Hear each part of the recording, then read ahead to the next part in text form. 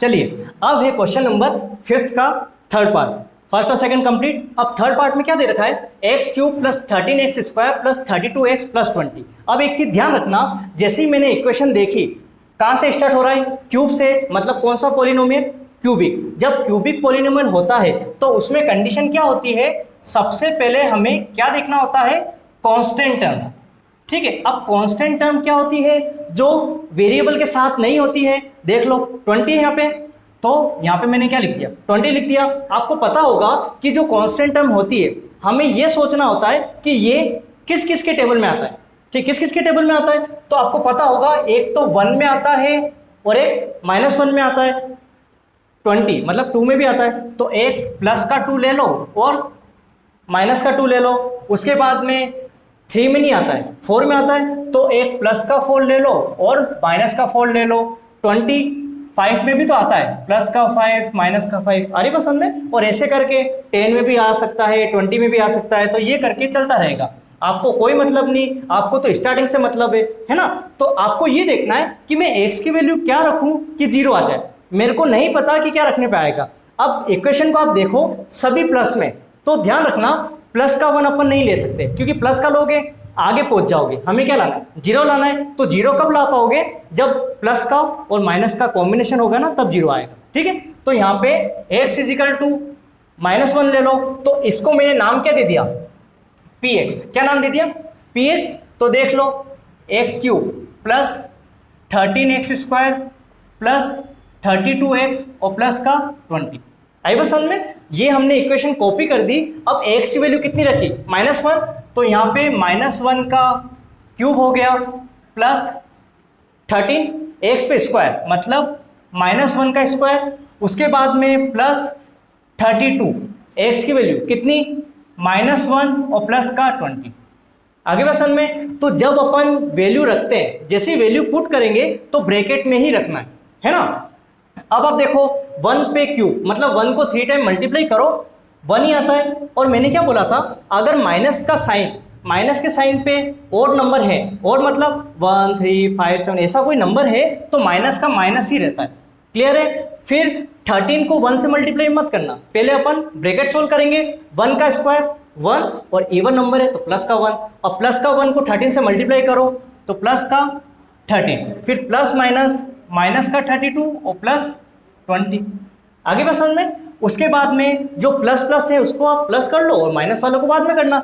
20 plus 13 कितने, 33, और ये दोनों माइनस में, माइनस 32 और 1। तो जब दोनों माइनस में होते हैं तो साइन तो माइनस आता है, नंबर प्लस होते हैं, कितने 33, तो प्लस का और माइनस का कैंसल, कितना आ गया 0। तो हमारा मतलब हमारा x इजिकल टू -1 एग्जैक्ट है, क्योंकि 0 आ चुका है। तो -1 को जैसे मैं x के पास ले जाऊंगा तो अपन क्या बोलेंगे, x प्लस 1 बोल सकते हैं, क्योंकि उसको 0 के इक्वल रखना है ना, इसलिए मैं -1 को उधर ले गया। तो x plus 1 is a factor of px।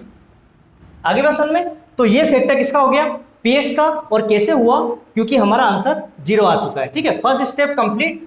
अब आप सेकंड स्टेप देखना, सेकंड में क्या होता है, जो भी हमारा आंसर आया है x प्लस 1 को लेते हुए, तो हमें डिवाइड करना है। तो डिवाइड में क्या करेंगे हम, अब आप समझ जाओ, यहाँ पे तो लिख दो x प्लस 1, दिख रहा है आपको, ये x प्लस 1 हमने वहां कॉपी कर दिया। और इक्वेशन क्या थी, x cube plus 13x square plus 32x और प्लस 20। आगे बस में इस इक्वेशन में किसका डिवाइड करना है, x प्लस 1 का। तो वही बात मैं बोलूंगा कि जैसे हमें डिवाइड करना होता है, पीछे वाले नंबर को मत देखो, आगे वाले को देखो, क्या लिखा हुआ है, एक्स क्यूब और डिवाइडेड बाय कितना है, x। यहाँ पे तो है 1 टाइम, ऊपर 3 टाइम, 1 से ये कैंसिल करो तो कितना 2 टाइम हो गया, है ना। तो एक्स स्क्वायर आया, तो जैसे ही एक्स स्क्वायर आया तो एक्स स्क्वायर को इस पूरे से क्या कर दो, multiply, x square into x, x cube, x square को 1 से करो, एक्स स्क्वायर। आई पसंद में, क्योंकि ये दोनों प्लस में ना, इसलिए अपन ने प्लस का ही लिया है ना।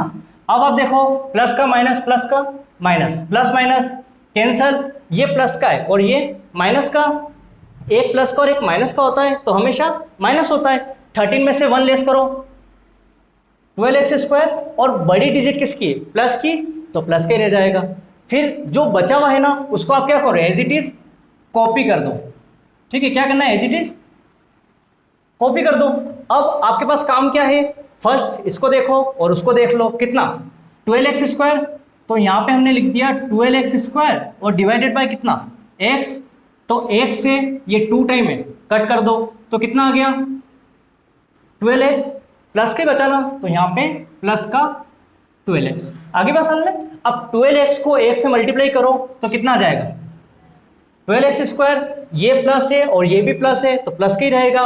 12x को 1 से करो 12x, ठीक है। अब साइन चेंज कर दो, प्लस का माइनस, प्लस का माइनस, प्लस माइनस कैंसल, ये प्लस का है 32x और ये माइनस का है, एक प्लस और एक माइनस तो माइनस ही होता है। 32 में से 12 आप लेस करो 20 और x का x बच गया और बड़ी डिजिट प्लस की है तो प्लस का ही रह गया है ना, और बची हुई जो डिजिट है वो कॉपी कर लिया अपन ने। अब नेक्स्ट क्या दे रखा है 20x और डिवाइडेड बाय वहाँ कितना है x कैंसल तो कितना आ गया 20, तो यहाँ पे हमारे पास कितना आया 20 को 1 से करो 20x, फिर 20 को 1 से करो 20, प्लस का माइनस कैंसल, सेम था ये भी सेम है, कैंसल, कितना आ गया 0। आई पसंद में, जब 0 आ जाए स्टॉप हो जाओ।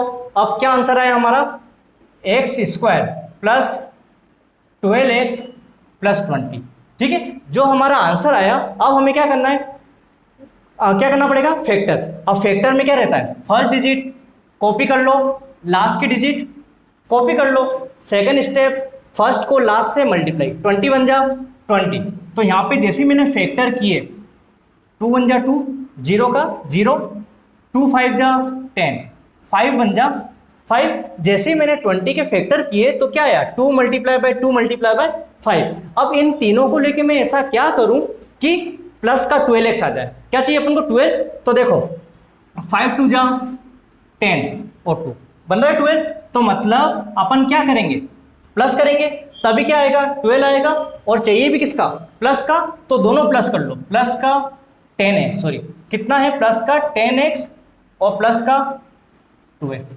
आगे बात समझ में, इन दोनों में कॉमन क्या आ रहा है x आ रहा है तो x प्लस 10 आ गया, और फिर इनमें क्या कॉमन है 2 कॉमन है, तो जैसे ही 2 कॉमन है तो 2 से 2 कैंसल, x का x प्लस का प्लस, 2 के टेबल में 20 10 टाइम ये आ गया।